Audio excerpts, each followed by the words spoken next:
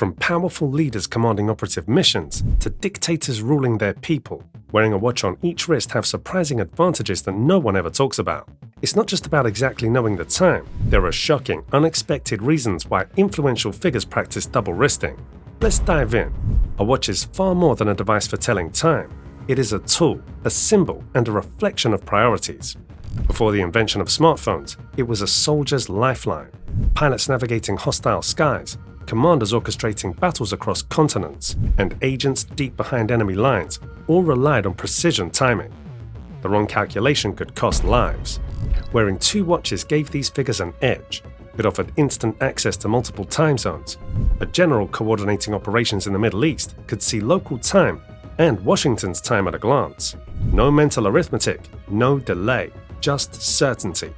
In combat or negotiation, certainty is power. But this habit also created an image. A leader with two watches looked different from the rest of the world. He appeared tireless, alert, and connected to events far beyond his immediate surroundings. Double wristing became an unspoken message. I move between worlds, and time bends for me. Was he just on top of his schedule or rewriting history to fit his own clock? One man turned double wristing into an iconic symbol. General H. Norman Schwarzkopf, commander of US forces during the Gulf War. Schwarzkopf's leadership was defined by discipline and authority. His watch choices reflected that. On his left wrist sat a rugged Seiko diver's watch set to Saudi Arabian time. On his right, another watch displayed Washington, D.C. time. These were not accessories, they were instruments of war. In a conflict that demanded synchronization across multiple nations and time zones, Schwarzkopf needed absolute clarity. Photographs of him briefing troops and reporters with both watches became legendary. Soldiers even coined a term for it, Schwarzkopfing.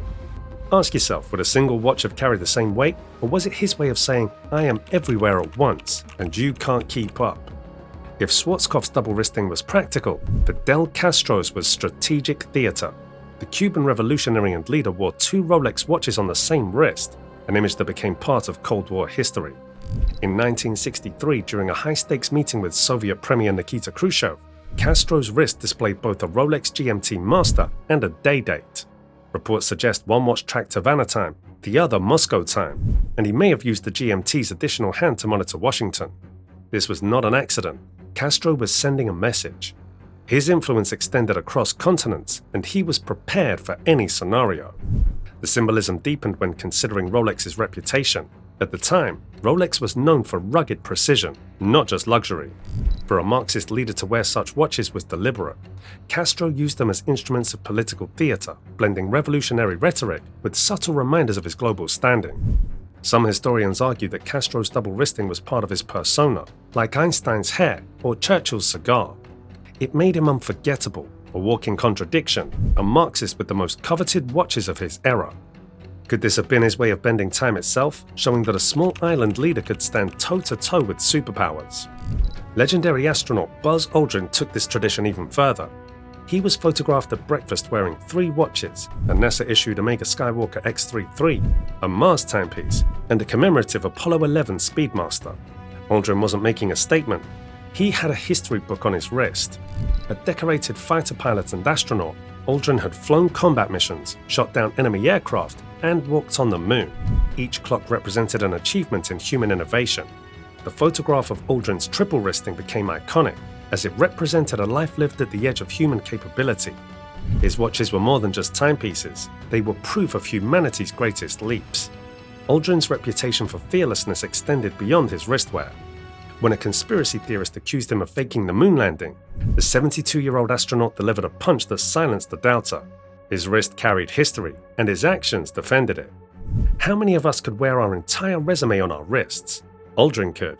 He didn't need words. His watches told his story. In the modern era, elite military units have redefined double wristing. Today it is common to see operators wearing a mechanical or digital field watch on one wrist and a smartwatch on the other. This combination is born from necessity rather than appearance. The mechanical watch is still a good companion. It works in freezing mountains, arid deserts, and in the crushing depths of the ocean. It needs no network, no batteries, and no software updates. The smartwatch, however, offers real-time navigation and biometric data monitoring and mission-critical alerts. By pairing both devices, wearers ensure that they are equipped for any given situation. But there's a dark side to smartwatches that elite soldiers know well. These devices can be hacked, tracked, or turned against the wearer, a threat we've covered in detail in another breakdown. That's why operators can strip the smartwatch in an instant, slipping back into total analog silence.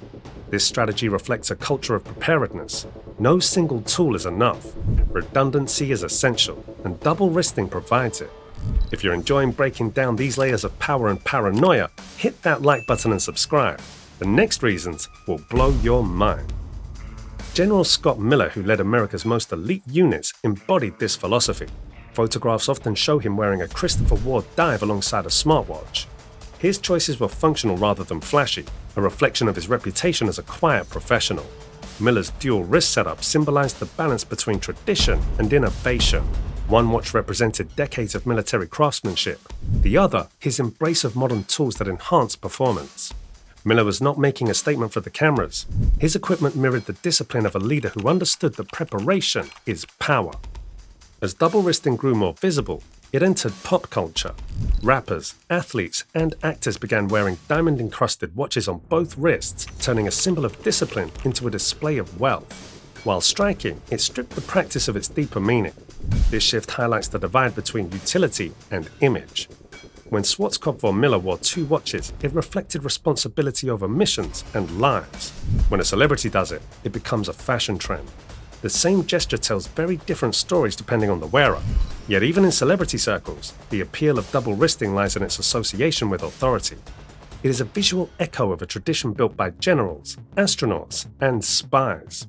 It's worth asking, do celebrities double wrist to show off wealth? Or are they subconsciously borrowing the aura of leaders who truly bent time to their will? Throughout history, timekeeping has symbolized mastery. Kings, scientists, and commanders all treated clocks and watches as more than tools. Double wristing amplifies this symbolism. It shows that the wearer is operating at a level where ordinary schedules do not apply. Schwarzkopf's watches reflected command over global operations. Castro's Rolexes projected international influence. Aldrin's triple wristing symbolized humanity's exploration of space. Each example shows that this habit has always been about power, not vanity. A watch is intimate yet public. Doubling that presence creates a message of control. For those in power, strapping on two watches often becomes a ritual. It is a daily reminder of their responsibilities, a physical act that reinforces their authority. A general might put on one watch to track a theater of war and another to monitor headquarters. A dictator might wear two watches to remind rivals that he is never out of sync with global events. In special forces, the habit is rooted in survival. A soldier cannot rely solely on electronics in hostile environments. Analog tools remain vital. This redundancy represents a mindset shared by leaders and operators alike. Preparation is non-negotiable. The fascination with double wristing is not likely to fade. It represents a philosophy rather than a fashion trend. For Schwarzkopf, Castro, and Aldrin, it reflected lives that spanned battlefields, boardrooms, and even the moon. For special forces, it is a part of mission planning. For celebrities, it is a borrowed symbol of influence. Watches are very personal objects, and wearing two intensifies the connection. They are memories of the past and instruments for the future. Double wristing lives on because it represents both functionality and honor. Double wristing is not about style, it's about command, precision, and legacy. The image of two watches strapped to one person speaks volumes. It says that this is someone whose world is too large for a single clock. Generals, astronauts, dictators, and soldiers all share this practice because they understand what most overlook. Time is not just measured, it is controlled. Double wristing has always been a symbol of power and control. Did you know US presidents had their own secret watch tradition? Discover the surprising stories behind their unique timepieces in our previous video.